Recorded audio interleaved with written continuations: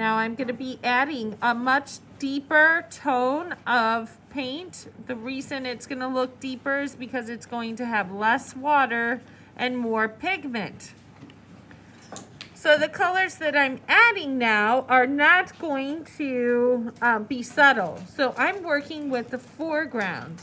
If I'm working with the foreground, the colors are deeper and the details are more prevalent.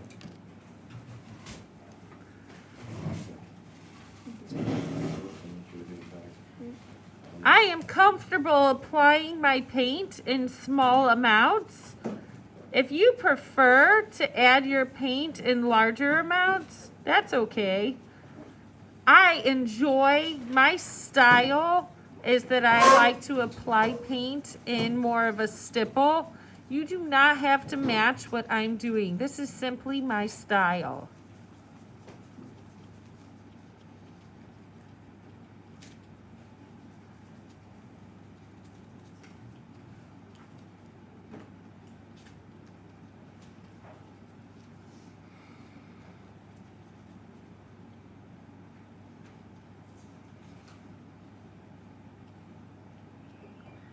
After this is dried a bit, I'm going to go in with a larger brush and I'm going to go in and kind of make my paints muddle together a little bit more.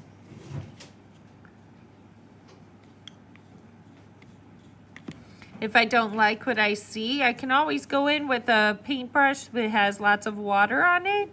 And like I'm doing, I can just tap, tap, tap and make those paints muddle together just a little bit more. So there's many different ways that you can apply your paint. You can add it in small amounts, or you can add it in larger amounts.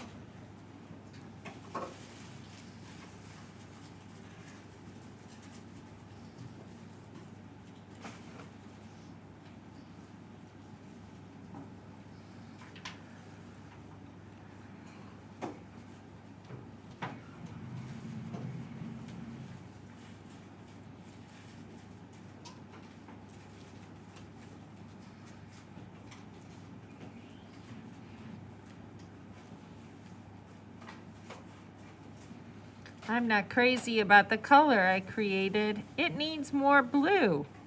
I'm just going to touch it with my blue paint and watch it spread. Now it's matching what I see in my picture. While the paint is wet is the best time to make adjustments.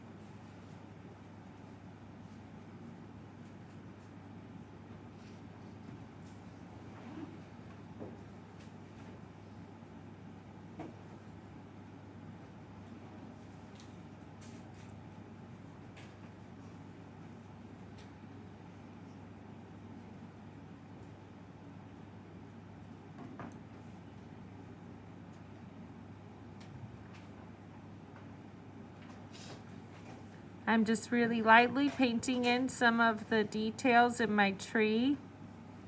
I'm going to be adding a whole lot of paint later on. But right now, I think it's really important to point out that to make a tree look realistic, please do not just make clouds on top of a trunk. It's important to show those little branches that are in there. Those little branches are important. Even if they are like kind of fading or really faint and you can't really tell that they're there, you are implying that it is a real tree by making these little details. Later on, it's going to make a lot more sense